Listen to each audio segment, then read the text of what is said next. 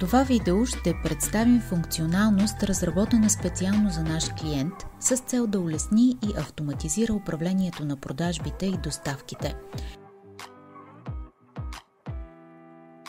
Става въпрос за процес, в който потребителят може да избира множество поръчки за продажба, да ги филтрира по зададени критерии, например доставка до личен адрес или до офис, и да извършва масово потвърждение на доставки, придружено с автоматично генериране на товарителници.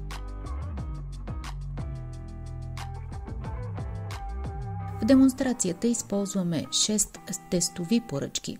3 от тях с доставка до офис, другите 3 до личен адрес. Потребителят може лесно да ги филтрира по типа на доставката и да избере само тези, които отговарят на нужния критерий.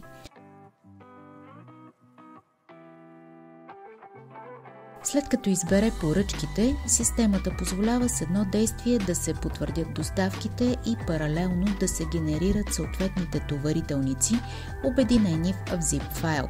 Това значително спестява време, елиминира ръчните действия и осигурява проследимост на всяка пратка.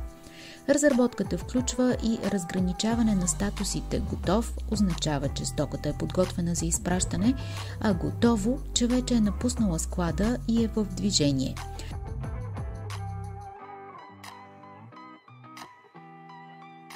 Функцията е особено ценна за нашия клиент, който ежедневно обработва голям брой документи и разчита на ясна проследимост и автоматизация. За целта добавихме и опция за отпечатване на приемно-предавателни протоколи за ръчно предадени документи.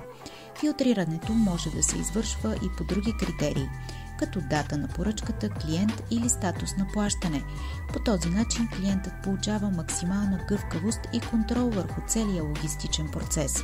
С тази персонализирана функционалност клиентът вече разполага с ефективен инструмент за масова обработка на продажби, който напълно отговаря на специфичните му нужди.